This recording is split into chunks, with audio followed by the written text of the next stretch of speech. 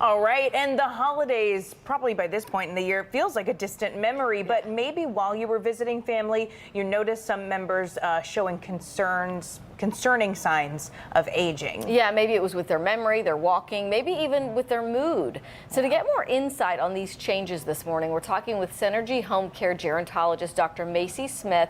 You are an expert in the care of older adults. Thanks so much for talking with us this morning. Thank you for having me this morning. Yeah, so I mean, we want to be clear. Everybody gets older. These signs of aging are normal, but you're talking about red flags that we should look for in aging family members and why they could be concerning. Certainly. We tend to assess 3 key areas of decline. That's cognitive, physical, and psychological. Cognitively, are they able to have a conversation with you without repeating themselves and asking you to repeat themselves several times in one sitting? Physically, are they able to get around their house without holding on to furniture? You're not noticing any concerns with their gait or their balance. And then psychological, are they still getting out like they used to? Are they still going to church and to community meetings? Are they inviting guests over? Are they having company? If they're not, you might see some isolation, you might see some depression, you might see some anxiety. If you see that, those are some areas of concern. Yeah.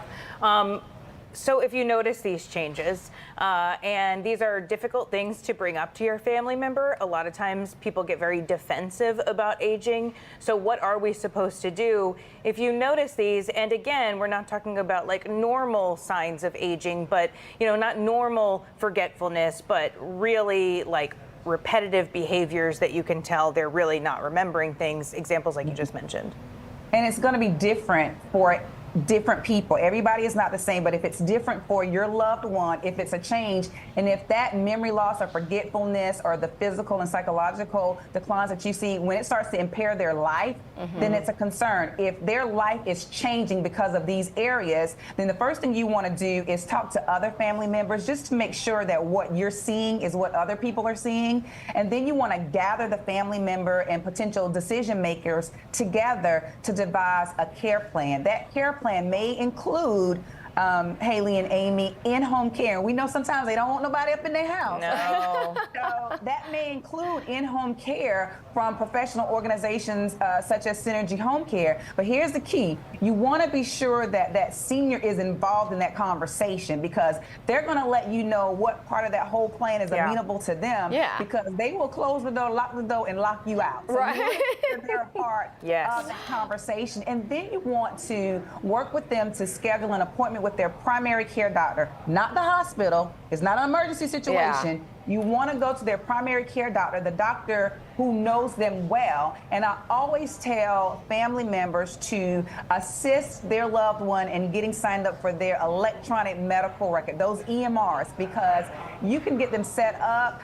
They'll allow you to have the login information, and you can communicate with the doctor that way seamlessly. That is good information, and also whenever you encourage your loved one to go see their doctor if they haven't regularly seen their doctor, so this isn't a physician who knows them well. What types of things should they be telling the doctor? Because you're sending your loved one and they're like, oh, I don't have a problem, but my kids think I do. I mean, like, what are they asking for? Exactly. And you're in that doctor's office for a strong 3 minutes, and for those strong 3 minutes, they are just as lucid and just as fine as anybody else. And so the key for family members is to not go in and diagnose the person. Don't tell the doctor, I think mama got dementia, I think she has this, I think she has that. Allow the doctor to do their job, but you're supposed to provide real-time information. What are you seeing? She's talking different. She's not remembering short-term information. She's crying a lot. So giving those basic pieces of information will allow the doctor to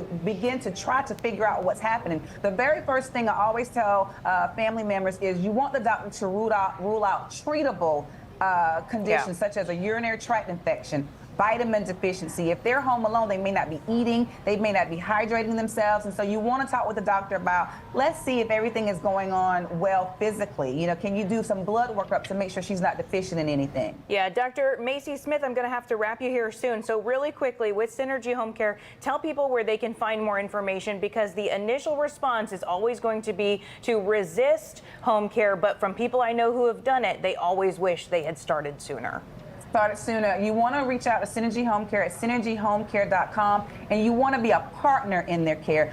Don't do that reverse parenting. I don't care what anybody says. They are not a child twice. They are the parent. They know they're the parent, and they're going to resist you if you come in as an authoritative figure. Yeah. You're coming in as a partner because you want to help them because they've helped you all your life. That's All right. right. All right, Dr. Smith, we appreciate your time this morning. Thanks so much. Thanks.